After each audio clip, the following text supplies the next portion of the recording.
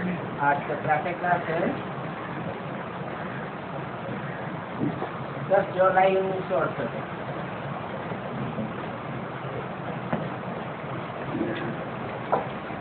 बच्चे इतना समय यहाँ बैठे हैं तो दिल में ये आता है कि हम जैसे शिवालय में बैठे हैं।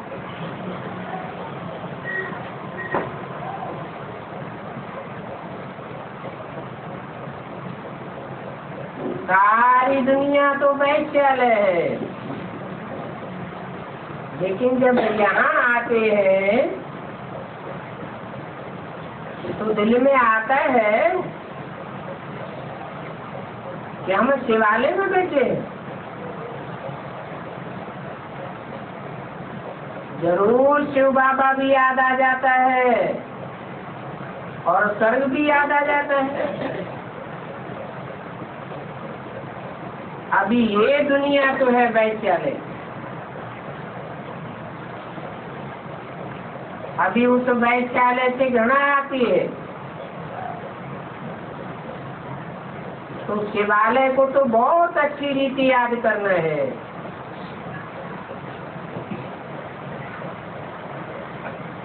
अच्छी रीति याद करना है माना बुद्धि सदैव कहाँ धरी रहे, मधुवन में ही बुद्धि धरी रहे, क्योंकि याद से ही सुख होता है। तो ये भी बुद्धि में याद रहे हम शिवालय में बैठे तो खुशी भी होगी, क्योंकि जाना तो आखिरी शिवालय में ही है।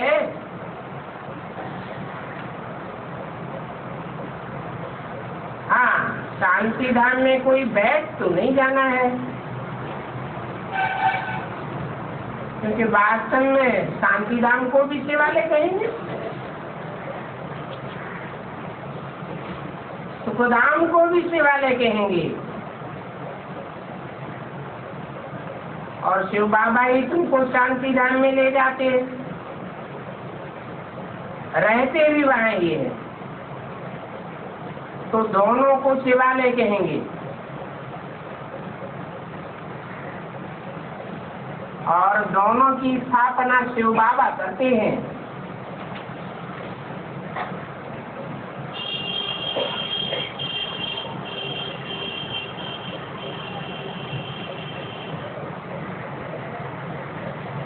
शांति धाम की स्थापना करते हैं क्या?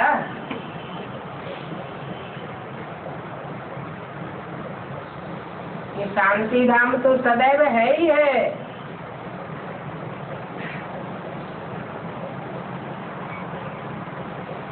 जहाँ आत्माएं रहती हैं वो आत्माओं का घर तो कभी खाली नहीं होता है, परंतु हाँ, इस शक्ति में भी शिवालय है जिसे शांति धाम कहा जावे।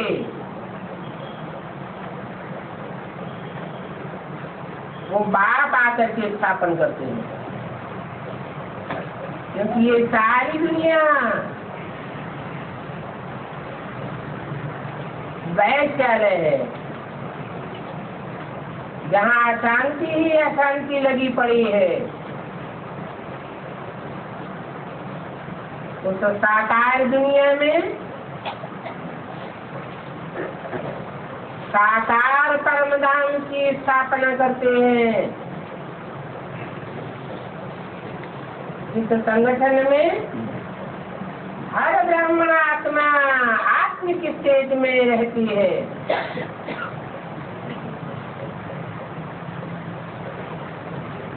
तो शांति धाम की भी स्थापना करते हैं प्रैक्टिकल में,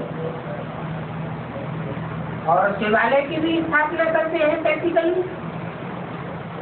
तो तुम बच्चों को दोनों की याद करना है।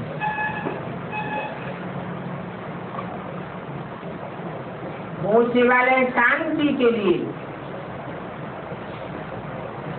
और वो से वाले सुख के लिए। ये तो है दुखधाम।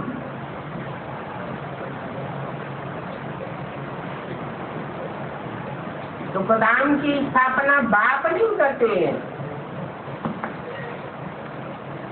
एक बाप है सुखधाम और शांति धाम की स्थापना करने वाला, और रावण है दुखधाम की स्थापना करने वाला। अभी तुम तो संगम युग पर बैठे हो, तो शांति धाम और सुख धाम के सिवाय और कोई की भी याद नहीं होनी चाहिए। बल कहाँ भी बैठे हो, धंधे आदि में बैठे हो, तो भी बुद्धि में दोनों शिवालय होना चाहिए। तो दुखधाम को तो भूल ही जाना है।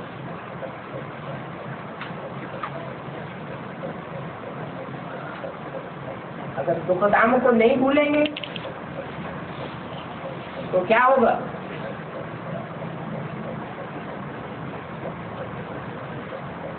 अंत मते सोगति हो जाएगी, क्योंकि अभी नई सृष्टि की स्थापना हो रही है। ब्रह्मा ने सत्संकल्पों से नई सृष्टि रची, तो सतयुग का पहला पत्ता बनता है।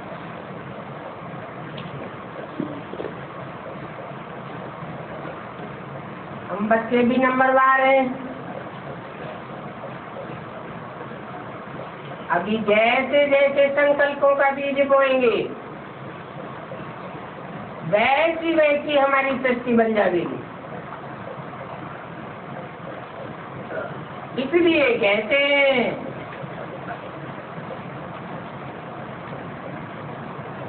कि अभी महामृत्यु का समय आने वाला है। ये सबका अंतिम जन्म है, सबकी अंतिम घड़ी आने वाली है। तो अभी से ऐसी प्रैक्टिस करना है कि अंत समय में शांति धाम सुखधाम ही याद आवे और दुखधाम बिल्कुल भूल जावे। बच्चे जानते हैं ये वैद्यालय अभी खत्म हो जाना है।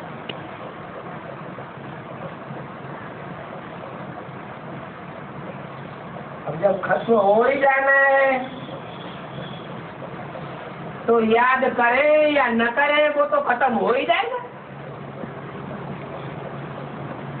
फिर अंतर क्या पड़ता है? खत्म तो हो जाएगा, लेकिन अंत समय में अगर थोड़ी भी याद आई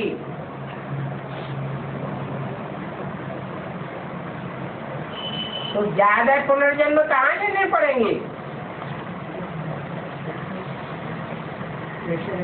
इसी वैश्यालय की दुनिया में लेने पड़ेंगे।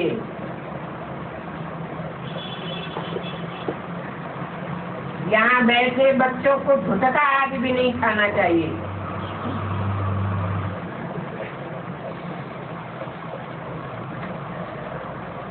क्योंकि बहुतों की बुद्धि कहाँ कहाँ और तरफ चली जाती है।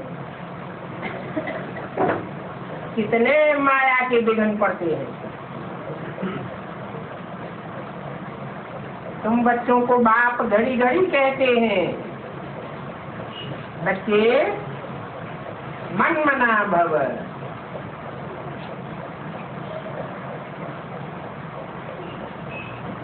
तुम बच्चों को ही क्यों कहते हैं?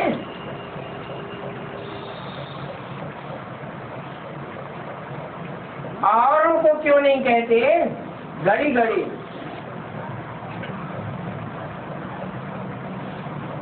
क्योंकि तुम बच्चे सन्मुख बैठ के पढ़ाई पढ़ते हो। सन्मुख होने की बात ही कुछ और है।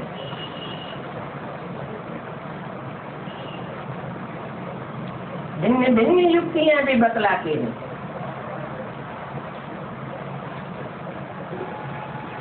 अब यहाँ बैठे हो बाप के सामने, तो भी बुद्धि में याद करो हम पहले शांतिधाम से शिवालय में जाएंगे, सुखधाम शिवालय में आवेंगे।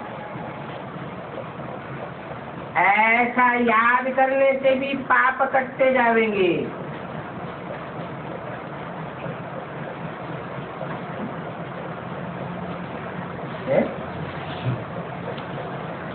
क्या बात हुई? एक को याद करने से पाप कटते जाएंगे, या सुखधाम को भी याद करें, शांतिधाम को भी याद करें, शिव बाबा को भी याद करें, तीन को याद करने से पाप कटेंगे क्या? है? बाप जहाँ बैठा है, जहाँ प्रवेश है, वो भी बाप का धाम है, वो शांति धाम भी है, सुख का धाम भी है। बच्चे अनुभव भी करते हैं कि बाप के सन्मुख जब जाते हैं तो अवस्था क्या हो जाती है।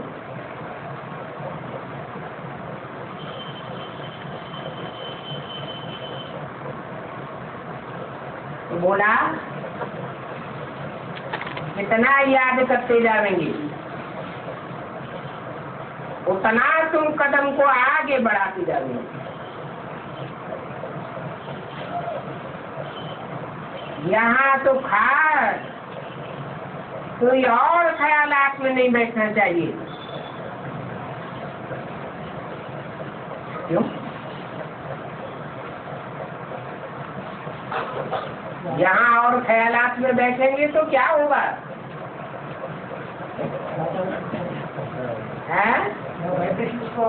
वाइब्रेशन खराब करेंगे, औरों को नुकसान पहुंचाते हो। फायदे के बदले अपना भी नुकसान करते हो और औरों का भी नुकसान करते हो। आगे निष्ठा में जब बैठते थे तो सामने कोई को जांच करने के लिए बैठाया जाता था।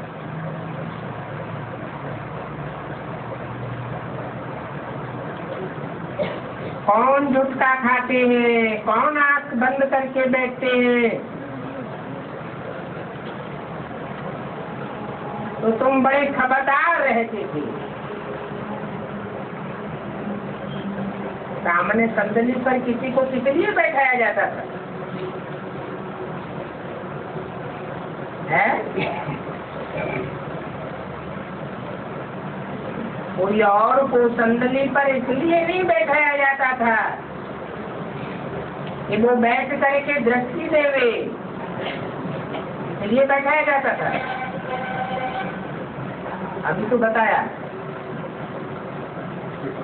चेकिंग करने के लिए बैठाया जाता था, जांच करने के लिए।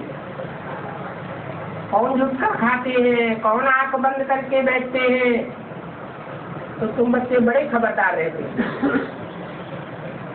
बाप भी अभी देखते हैं इनका बुद्धियोग कहाँ कहाँ भटकता है।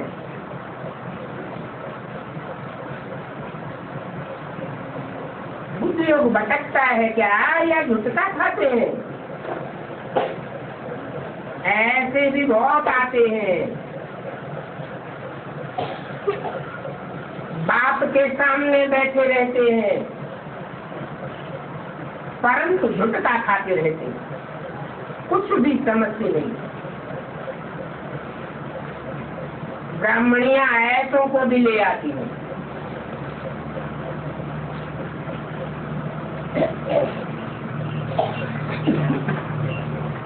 शिव बाबा के आगे बच्चे बड़े सयाने लेकर के आना चाहिए, जो गफलत में न रहे। क्योंकि ये कोई ऑर्डिनरी टीचर नहीं है, ये तो सुप्रीम बाप सिखाते हैं। तो यहाँ बहुत सावधान होकर के बैठना चाहिए। मानो बाबा 15 मिनट शांति में बैठाते हैं, तुम तो घंटा 2 घंटा भी बैठते हो। तो जो कच्चे हैं उनको सावधान करना चाहिए। ब्राह्मणियां जो भी सेंटर पर रहती हैं वो तो पूरा जानती ही नहीं है।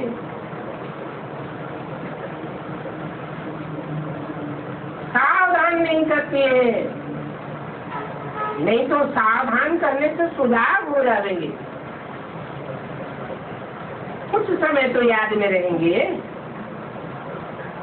नहीं तो जैसे कि संगठन में बैठ करके विघन डालते हैं।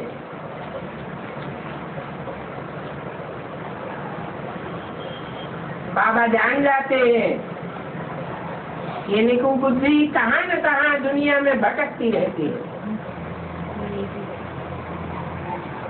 ये भी जानते हैं कि सभी तो महारथी नहीं है, महारथी भी है, घोड़े सवार भी है, प्यादे भी। पुरुषार्थ की अपनी अपनी नंबरवार दौड़ है।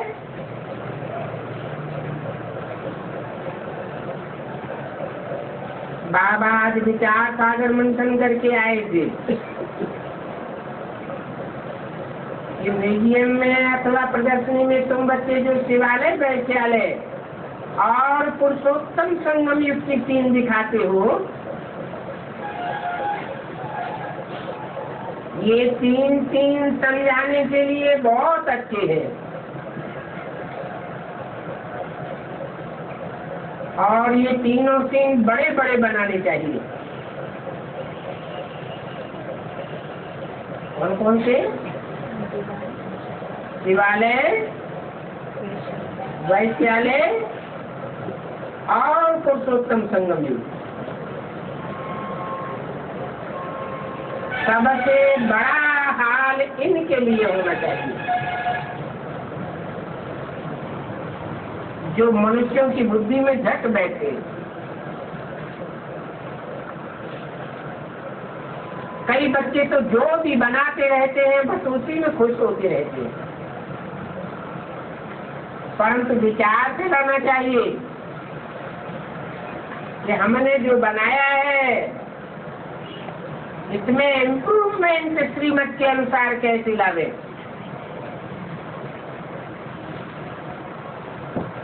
तो वैश्यालय, शिवालय और बीच में पुरुषोत्तम संगम, ये तीनों सीन तो बहुत अच्छा बनाना चाहिए। इनसे मनुष्यों को अच्छी रीति समझानी मिल सकती है। समझेंगे? हम तो कलयुगी रावण राज्य वैश्यालय में बैठे हैं और ठीक ठीक करके समझाना चाहिए।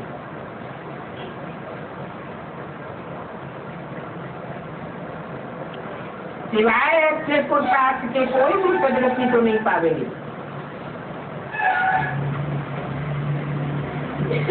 पुरुषोत्तम संगम युग की तपस्या में भी तुम 5-6 को दिखाते हो बैठा हुआ,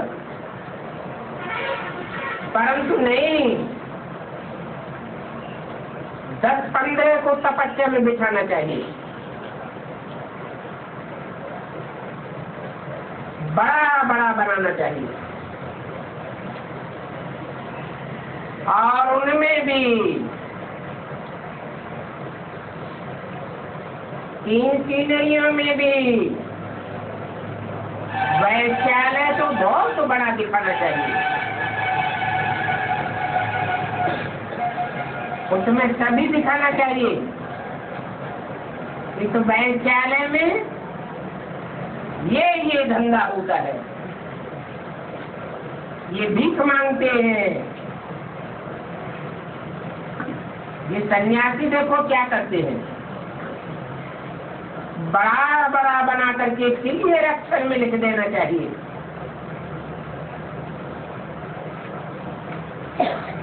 भांति भांति के रंगीन कपड़े वाले सन्यासी होते हैं।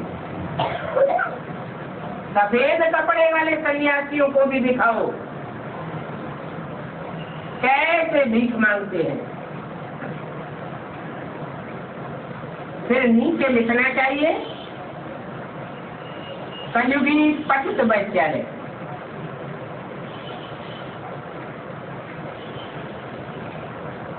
प्रेजेंट में ये वैश्यालय है तो मनुष्य समझेंगे कि हम तो अभी वैश्यालय में बैठे हैं, परंतु तुम इतना समझाते हो तो भी समझते थोड़ी है। जैसे कि निचाट बंदर बुद्धि बैठे हैं, तुम मेहनत करते हो समझाने के लिए, परंतु वो तो पत्थर बुद्धि है। तो जितना हो सके अच्छी रीति से समझाना चाहिए, बड़े बड़े सीन दिखाना चाहिए और लिखना चाहिए कि ये है वर्तमान कलयुगी भ्रष्टाचारी वैश्यालय। 10 जुलाई 1968 की वाणी का उत्पत्ति। तो मनुष्य समझे ये तो वाकई अभी की बात है। जो सर्विस में रहते हैं उन्हों को सर्विस बढ़ाने का ख्याल करना चाहिए। प्रोजेक्टर में, प्रदर्शनी में इतना मजा नहीं होता है जितना कि म्यूजियम में है।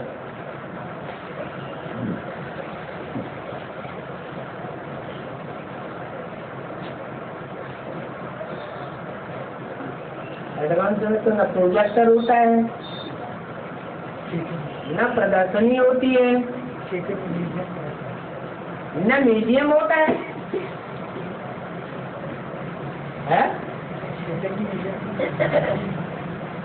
देश में होता है जड़ म्यूजियम, जड़ प्रदर्शनी, जड़ प्रोजेक्टर,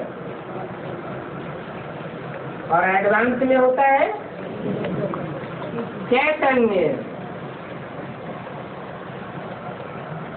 म्यूजियम सबसे अच्छी चीज है।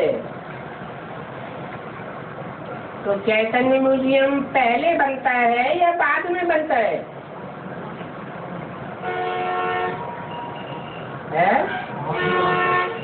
जब पुरुषार्थ पूरा होता है तो अंत में नंबरवार म्यूजियम तैयार होते हैं।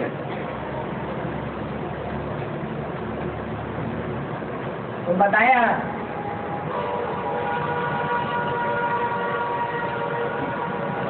प्रोजेक्टर से तो कुछ भी समझेंगे नहीं, ये तो फालतू है। सबसे अच्छा है म्यूजियम, बल छोटा सा हो।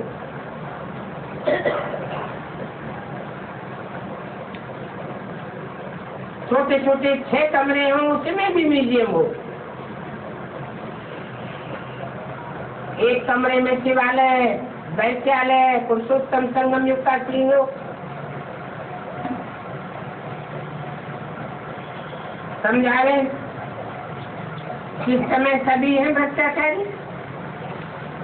एक भी भ्रष्टाचारी नहीं है। परंतु मनुष्य को समझते थोड़े ही है कि हम भी भ्रष्टाचारी हैं। तो दुनिया में भ्रष्टाचारी तो कोई हो नहीं सकता।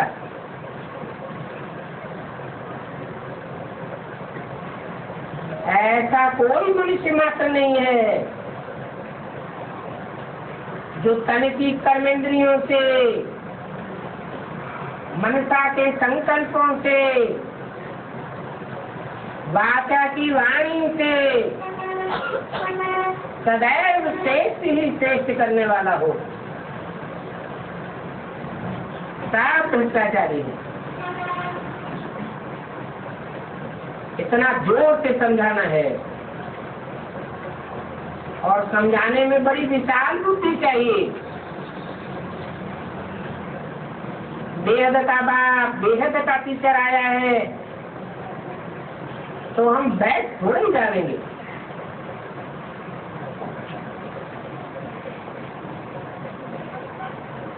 हम तो यही धंधा करेंगे जो बाप ने हमें सिखाया है। तो बीए में पास करने के लिए नहीं बैठ जाएंगे। हम जानते हैं कि बाप कोई बैठा थोड़ा ही रहेगा, थोड़े टाइम में चला जाएगा, बाकी थोड़ा समय है तो भी जागते नहीं है। अच्छी अच्छी जो बच्चियां होंगी वो कहेंगी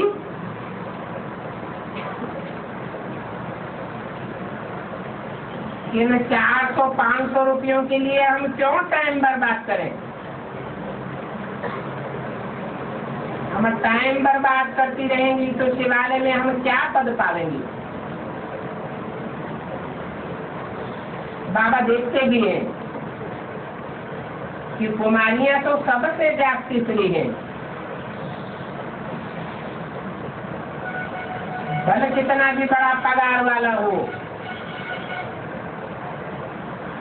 तो भी इस ईश्वरीय सेवा के मुकाबले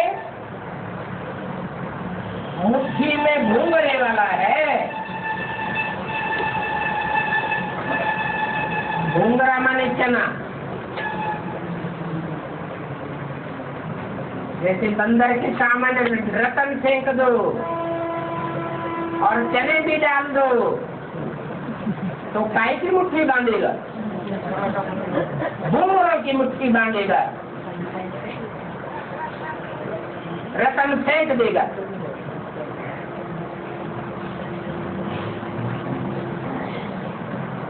बाप बतलाते हैं अभी ये रतन भी मिल रहे हैं, फिर ये भी खलास हो जाएंगे। नई दुनिया में ये रतन नहीं मिलेंगे, कुछ भी रहेगा नहीं।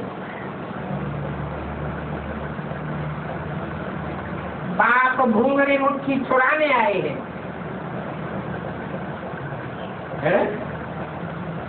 परंतु छोड़ते ही नहीं है।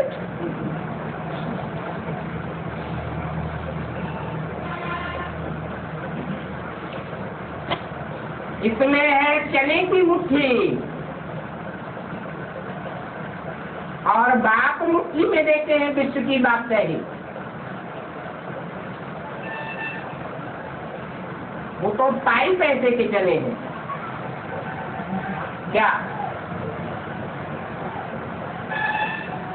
जो महीने में पेमेंट मिलता है, पगार मिलती है, उनको छोड़ करके रूहानी नॉलेज पढ़े तो मगज भी कुछ खुले। ऐसे ऐसी छोटी छोटी बच्चियां बड़ों बड़ों को बैठ नॉलेज दे। बाप आए हैं शिवालय स्थापन करने के लिए, ये बात तो मान लेते हैं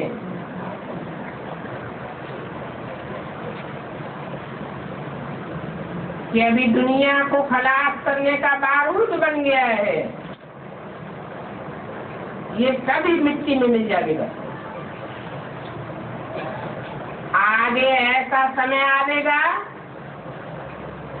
ये चने भी नसीब नहीं होंगे, तो बाप पहले से ही बता देते हैं तो सब धंधों में है नुकसान। अभी किसी की मुट्ठी में 5 चने हैं तो समझो 5 लाख होंगे, वो भी सब खत्म हो जाएंगे। उनको छोड़ने के लिए मनुष्य कितना तड़पते हैं। बाप कहते हैं बच्चे अभी टाइम बहुत थोड़ा है, ऐसे मत समझो कि अभी तो 8 वर्ष पड़े हैं। दिन प्रतिदिन हालतें खराब होती जाती हैं। अचानक आफतें आ जाती हैं, मौत भी अचानक हो जाता है। कोई की मुट्ठी में भरपूर चने ही चने होते हैं तो भी अचानक प्राण निकल जाते हैं। तो मनुष्यों को इस बंदरपने से छुड़ाना है।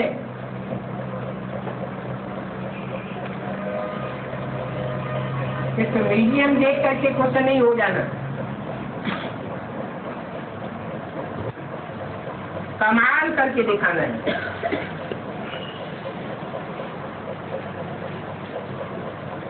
इन ह्यूमन मंकीज को सुधारना है। बाप तो तुम बच्चों को विश्व की बात ही दे रहे हैं,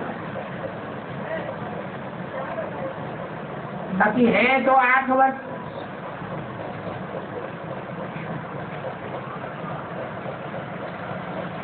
मैं तो समझता हूँ 5 वर्ष भी मुश्किल होंगे।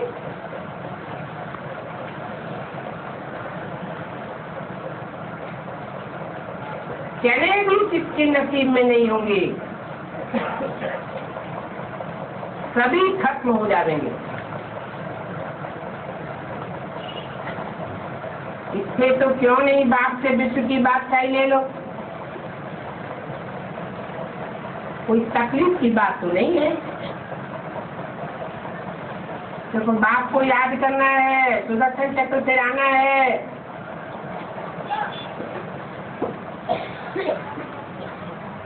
घूंघरों की मुट्ठी खाली करके हीरे जवाहरातों से मुट्ठी भर करके जाना है।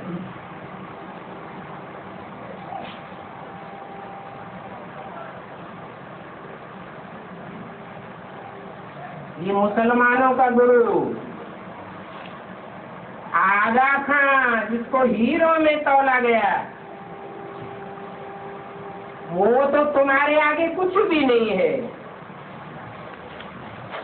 क्यों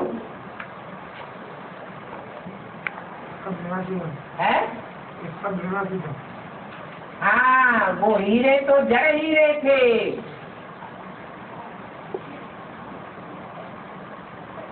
और तुम तो ऐसे विश्व के बादशाह बनते हो जिसके लिए शास्त्र में दिखाया है, तराजू में एक तरफ कृष्ण को रखा और दूसरी तरफ हीरे जवाहरात रख दिए। परंतु वो तो भक्ति मार्ग की बातें हैं। उन्होंने भी जड़ हीरे जवाहरात समझ लिए। है तो तुम चैतन्य हीरो की बात। अलग काल के लिए खुश हो जाते हैं। ये बड़े बड़े गुरु लोग भी बड़े गंदे होते हैं। शराब पीना, रेस में जाना, तो बात समझाते हैं इन घूंघरों की मुट्ठी के पिछाड़ी प्राण मत गवाओ।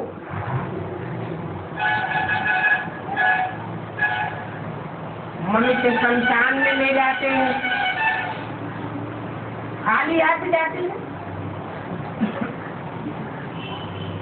तुम्हारे हाथ तो भस्म होकर के जा रहे हैं।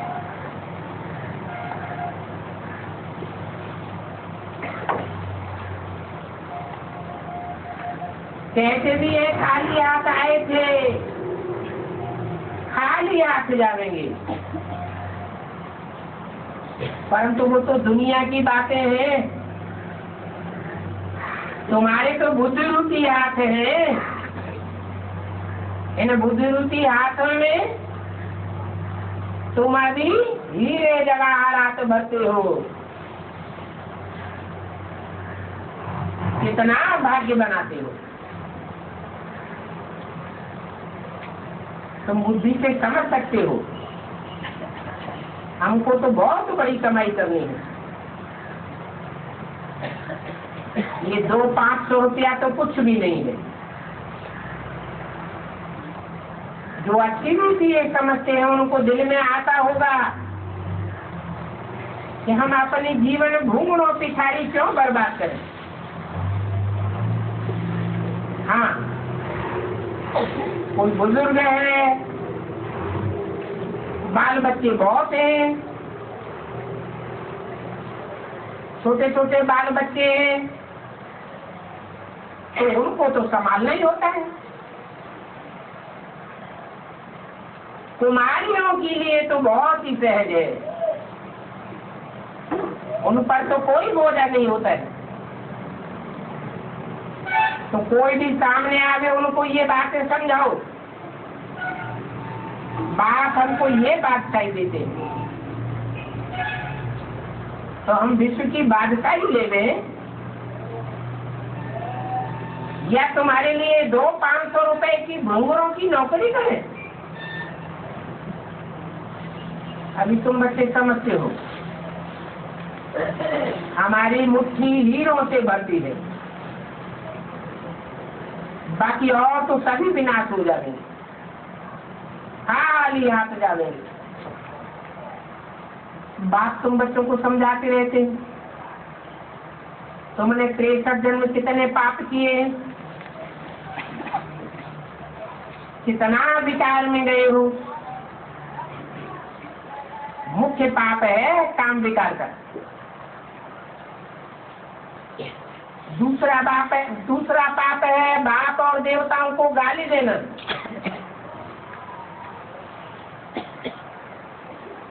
कितना डिफेम किया है, भिखारी भी बने हैं तो गालियां भी दी हैं,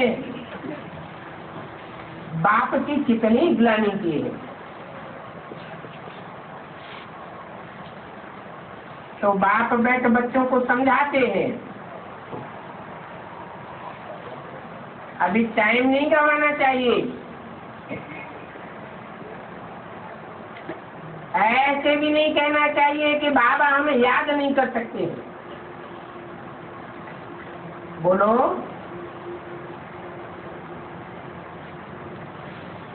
बाबा हम अपन को याद नहीं कर सकते, अपन को भूल जाते हैं, हम घड़ी घड़ी देवान में आ जाते हैं। देवान में आना माना अपन को भूल, अपन को ही आत्मा याद नहीं कर सकते, तो फिर वो बाप को कैसे याद करेंगे। ये बहुत बड़ी मंजिल है और फिर सहज भी बहुत है। कठिन क्यों है और सहज क्यों है। देवान में रहते हैं तो कठिन है, आत्माभिमानी बन करके रहते हैं तो बहुत सहज है। बाकी माया अपोजिशन करती है, गीता आदि पढ़ते हैं, अर्थ समझते नहीं है। भारतवासियों की तो है ही मुख्य गीता, हर एक धर्म का अपना अपना शास्त्र है। 10 जुलाई 1968 की वाणी का तीसरा पेज। जो भी धर्म स्थापन करने वाले हैं उनको गुरु भी नहीं कह सकते हैं। ये भी बड़ी भारी भूल है। जो मनुष्यों को गुरु बना करके बैठे हैं। सदगुरु तो एक ही है, वो एक ही सदगति करते हैं। बाकी गुरु कहलाने वाले तो ढेर हैं, अपन को गुरु कहलाते हैं, परंतु गति सदगति ना अपनी कर सकते हैं और न दूसरों की कर सकते हैं। कोई ने बाड़े का काम सिखलाया, इंजीनियरिंग का काम सिखलाया, समझते ये भी हमारे गुरु हो गए। हर एक सिखलाने वाला गुरु होता है, परंतु वो कोई सदगति थोड़े ही करते हैं। सदगति करने वाला सदगुरु तो एक ही है,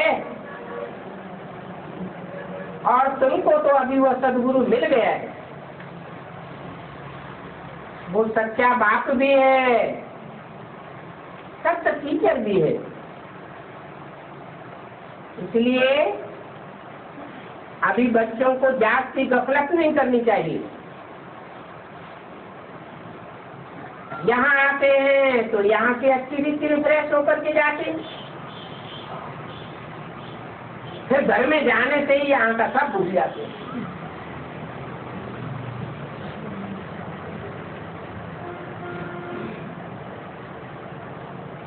जैसे कोई गर्भ जेल में जाते हैं,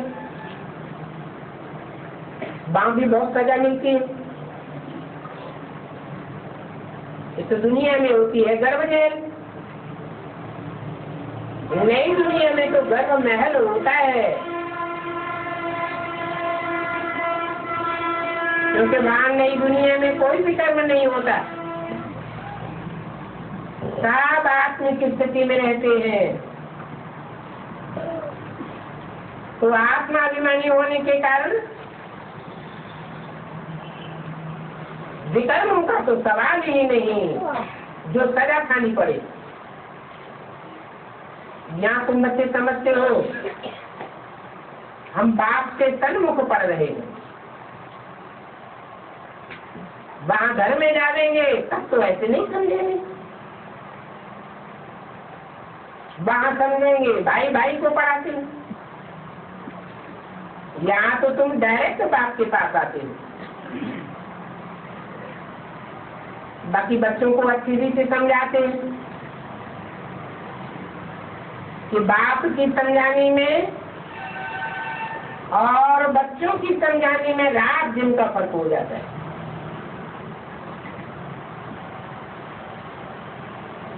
बाप बैठ बच्चों को सावधान करते हैं, बच्चे बच्चे कह करके समझाते रहते हैं। तुम शिवालय और वैश्यालय को भी समझाते हो, है तो बेहद की बात। तो ये शिवालय वैश्यालय क्लियर करके दिखाओ तो मनुष्य अच्छी रीति समझे। अपने ऊपर और दूसरों के ऊपर भी रहम करना चाहिए। बोलो, क्या इस वैश्यालय में ही रहना है? बाबा की ख्यालात तो चलती है कि कैसे कैसे समझा रहे। यहाँ तो इस दुनिया में बड़े बड़े बंदर बुद्धि, कितना भी समझाओ समझते ही नहीं है। कितनी तुम मेहनत करते हो फिर भी जैसे डब्बे में ठिकरी है, हाँ हाँ करते जाते हैं, बहुत अच्छा है बहुत अच्छा है। ये बातें तो गांव गांव में समझाना चाहिए, परंतु खुद नहीं समझते। जो साहूकार लोग हैं, पैसे वाले, वो लोग तो नहीं समझेंगे, वो बिल्कुल ध्यान ही नहीं देंगे, क्योंकि उनको तो पिछाड़ी में आना है। तो सब समझेंगे।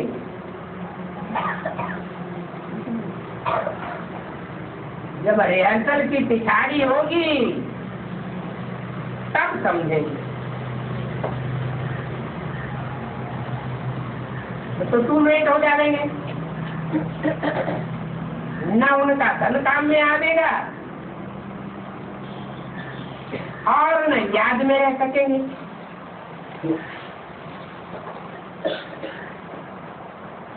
बाकी हाँ, जो अभी सुनेंगे भले चलेंगे नहीं, मेरे मुख से 2 अक्षर भी सुना तो स्वर्ग में जरूर आ जाएंगे, प्रजा बन जाती। गरीब बहुत ही ऊंचा पद पाए सकते हैं, और तुम कन्याओं के पास क्या है? कन्याओं को गरीब कहा जाता है,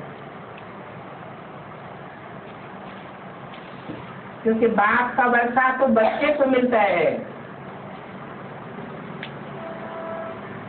बच्चियों को तो वर्षा भी नहीं मिलता।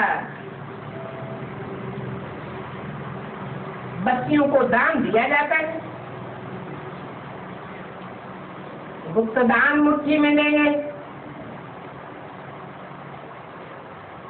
और वो दान भी तब देते हैं जबकि वैश्यालय में जाती है। अभी देखो शिवालय में ले जाने के लिए कितनी मेहनत करनी पड़ती है।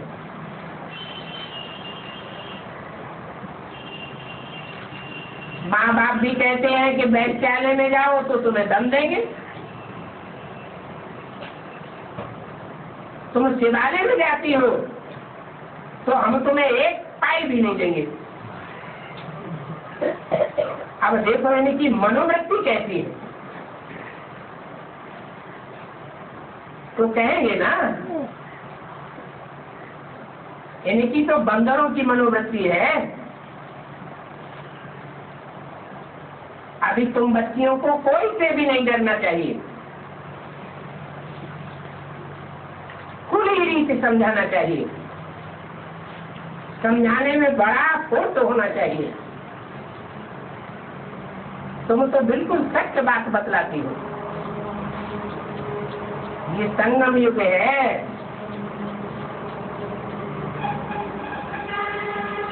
उस तरफ दुनिया में है भूंगड़े की मुट्ठ,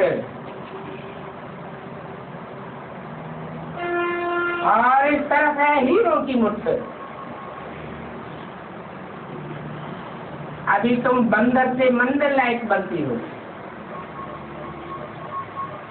तो पुरुषार्थ करके हीरे जैसा जन्म लेना चाहिए, और शिकल भी बहादुर शेरनी मिसल हो। कोई कोई की तो शिकल ही जैसे वीर बकरी मिसल है, मैं ही करती रहती है। फिर कहीं थोड़ा ही विरोध का आवाज हुआ और डर जाएंगे, तो बाबा सभी को खबरदार करते हैं। कन्याओं को तो कहीं भी फंसना नहीं चाहिए, और ये बंधन में फंसेंगी तो फिर विकारों के लिए डंडे खाती रहेंगी। ज्ञान अच्छी रीति धारण करेंगे तो विश्व की महारानी बनेंगी। बाप कहते हैं अभी मैं तुमको विश्व की वार्ता ही देने आया हूँ, परंतु कोई तो पत्थर बुद्धि ऐसे हैं कि समझते ही नहीं है, कहेंगे इनकी नसीब में ही नहीं है। बाप तो है ही गरीब निवास, और ये कन्याएं तो है ही गरीब।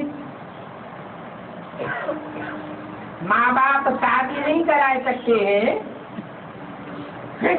तो दे देते हैं, तो उनको नशा चढ़ जाना चाहिए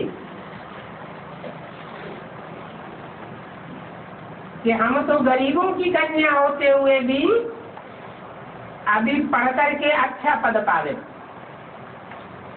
अच्छे स्टूडेंट जो होते हैं वो पढ़ाई पर ध्यान देते हैं, वो पास विदानर हो जाएंगे, उनको फिर स्कॉलरशिप भी मिलती है। जितना पुरुषार्थ करेंगे उतना उच्च पद पाएंगे, और ऊंच पद भी 21 जन्म के लिए पावेंगे। यहाँ कोई अल्पकाल की बात नहीं है, तो दुनिया में है अल्पकाल का सुख। आज कुछ मर्तबा मिल जाएगा, कल मौत आ जाएगी ना, हलाक हो गया। तमो प्रधान दुनिया है ना, वहां दिन प्रतिदिन आयु कम होती जाती है। अभी यहाँ तो पुरानी दुनिया में एवरेज आयु 35 वर्ष है, और वहां तो 100-150 वर्ष आयु होगी। तो देखो योगियों में और भोगियों में कितना फर्क हो जाता है। मनुष्य तो बिल्कुल पत्थर बुद्धि है। तो बाप कहते हैं गरीबों पर जाति ध्यान दो। साहूकार कोई मुश्किल से उठा देंगे, तो फिर कहते रहेंगे बहुत अच्छा है, बहुत अच्छा है। ये संस्था बहुत अच्छा काम करती है, बहुतों का कल्याण करेगी, फिर अपना कुछ नहीं कल्याण करते। बहुत अच्छा कहा, बाहर गए और फला माया डंडा उठाए, उनके पीछे फिरती रहती है, होश हवास की गुम कर देती है, एक ही थप्पड़ लगाने से अकल चट कर देती है। बात समझाते हैं। अभी भारत का हाल देखो क्या हो गया है। अभी बच्चों ने तो ड्रामा को अच्छी रीति समझा है। देखो ये डॉक्टर खेमचंद है,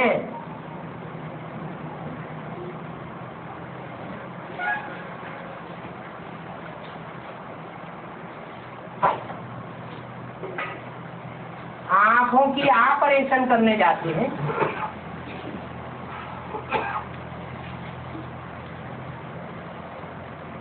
साथ में ज्ञान का तीसरा नेत्र भी देते हैं। बाप भी खुश होते हैं कि ये तो बहुतों का कल्याण करते हैं। 10 जुलाई 68 वाणी का 4था पेज। हीरे जवाहरातों से अच्छी रीति मुट्ठी भरनी है। अभी तुम यहाँ के नहीं हो,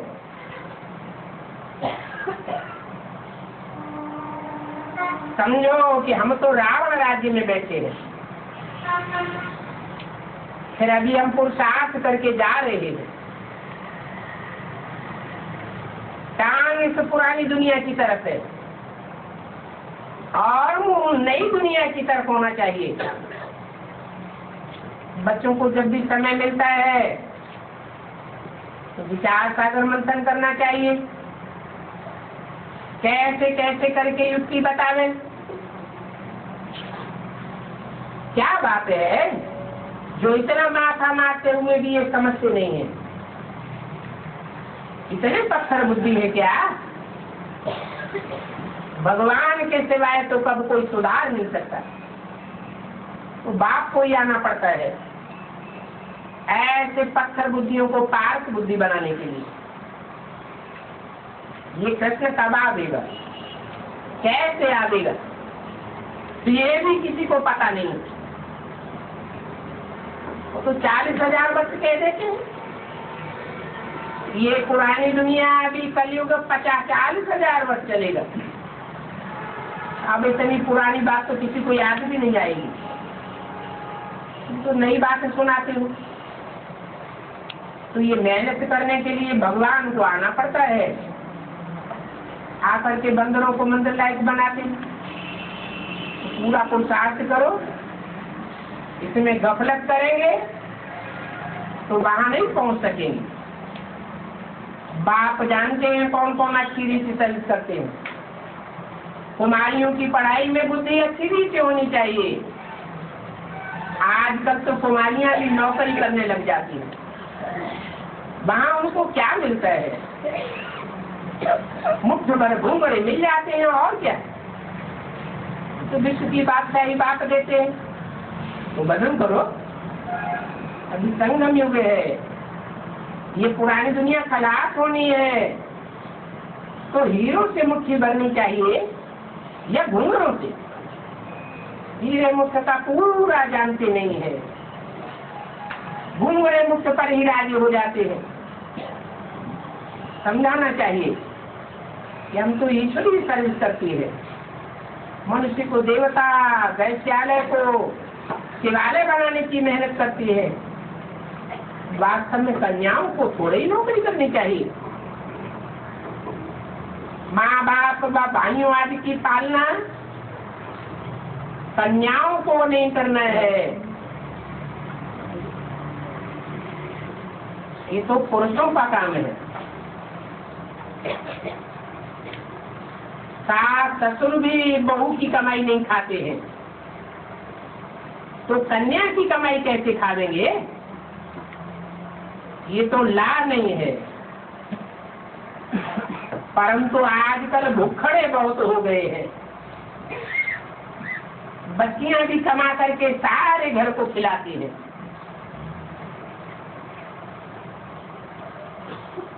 इतनी दुखी है कि अपन को छुड़ाए भी नहीं सकती है।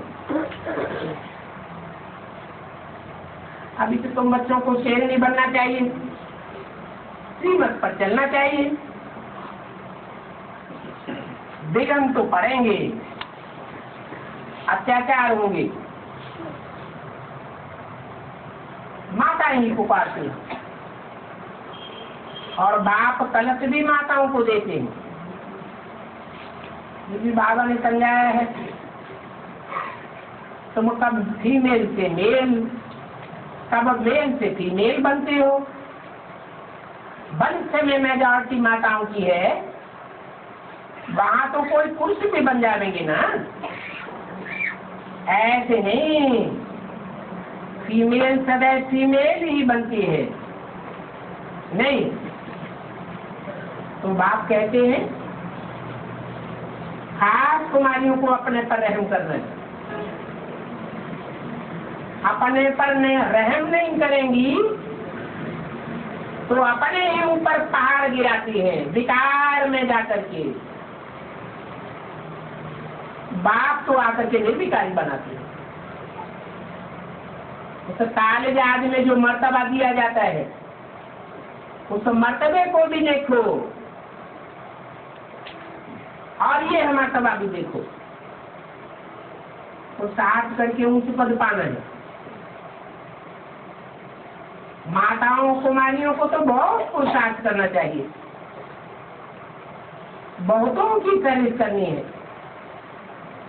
मददगार बनने के लिए बाबा बैठे हैं। बड़े बड़े म्यूजियम खोलो, समय तो नजदीक आता जाता है। किराया आदि पड़ेगा, उससे डरने की बात नहीं है। एक दिन ऐसा भी आएगा जो तुम्हारे पांव पड़ेंगे, हाथ जोड़ करके ले जाएंगे कि हमारा ये हाल ले लो अपनी सेवा करने के लिए। तुम भी फट से करेंगे। जहां देखेंगे अरे हमने तुमको पहले इतना समझाया, तुमने समझा नहीं। अभी हमको ढेर के ढेर मिलते हैं तो तुम भी कहते हो कि हाल ले लो। शर्म नहीं आता है? तुमने हाल खोल करके इतने पोस्ट खाने बनाए। कन्याएं जब ऐसे बैठ करके समझावेंगी तो उनका हृदय विदीर्ण हो जाएगा। बाकी बच्चों को कोई मकान आदि खरीद नहीं करना है, ईश्वरीय सेवा करने के लिए बच्चों के पैसे बच्चों के पेट में जाना चाहिए। मिट्टी में पैसे नहीं मिलाने हैं, ऐसे ही थोड़े ही छोड़ देना। बल कोई 2-3 हजार किराया भी ले ले, बड़ा म्यूजियम खोलो। ये इसलिए कॉलेज है जिसमें करेक्टर सुधारे जाते हैं। मुख्य विकार का करेक्टर, और मनुष्यों को तो ये करेक्टर ही अच्छा लगता है। दुनिया बहुत खराब है। 8, 10, 12 वर्ष की बच्चियां समझती हैं छोटे बच्चों के साथ विकार करना खेल है। बाप भी बच्चों के साथ खेल करते हैं, बात मत पूछो। ये साधु संत आदि कहलाने वाले सब फंसे हुए हैं काहे में, विकार में। ये है सारी विकारी दुनिया। ये गुरु गोसाई आदि भी गंद करते रहते हैं, पति तो बन पड़ते हैं। बाप समझाते हैं अभी ये चलिए खड़िए की भक्ति पूरी हुई, डाके उतरते उतरते नीचे गिर पड़ते हैं। रावण ने एकदम लात मार करके नीचे गिरा देता है, लत संग में। मनुष्य जब गुस्से में होते हैं तो लात मारते हैं। रावण ने भी लात मार करके सीढ़ी से नीचे उतार दिया। ये बेहद की बात है, कहाँ की है? देश वालों ने क्या किया है? तुमने सच्ची बात बताई, बाप का सच्चे परिचय दिया तो लात मार करके नीचे उतार दिया। बाप कहते हैं इन बातों को समझाने में भी गफलत मत करो, अभी झुटका खाने का समय नहीं है। स्टूडेंट सब झुटका थोड़े ही खाते हैं, कब उबाल की नहीं देते। न पढ़ने वाले पिछाड़ी में उबाल की देते रहेंगे, झुटका खाते रहेंगे। बाबा समझ जाते ये क्या पद पालेंगे, तुम तो स्वर्ग में जाएंगे, तुम्हारा शास्त्रों में कितना नाम होगा। बाकी ये भी बतलाते हैं कि पद में रात दिन का फर्क है। बाबा खास करके कुमारियों को समझाते हैं, बोलो हम अपना हीरे जैसा जीवन बनाने के लिए ये रूहानी सेवा करती है। तुम भी चाहते हो कि हम श्रेष्ठाचारी बने, तो जो पवित्र रहेंगे वो श्रेष्ठाचारी बनेंगे, अपवित्र तो नहीं बनेंगे। कन्याओं का भी कॉलेज हो जिसमें भ्रष्टाचारी से श्रेष्ठाचारी बने। अच्छा बच्चों को गुड मॉर्निंग।